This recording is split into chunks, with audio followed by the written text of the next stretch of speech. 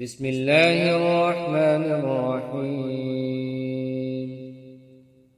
هل أتاك حديث الغاشية؟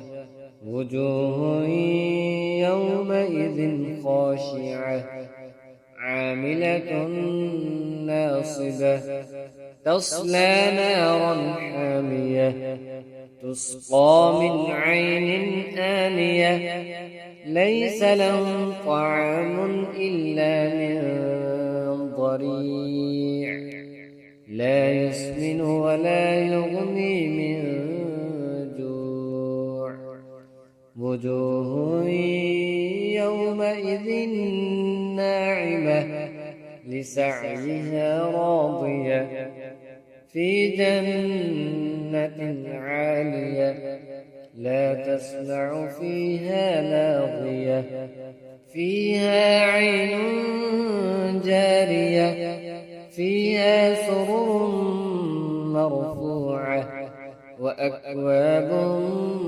موضوعة ونمارق مصفوفة وزرابي مبثوثة أفلا ينظرون إلى الإبل كيف خلقت وإلى السماء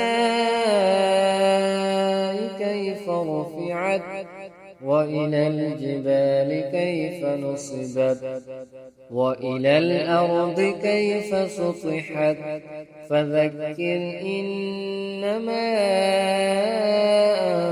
أنت مذكر لست عليهم بمسيطر إلا من تولى وكفر فيعذبه الله العذاب الأكبر إن إلينا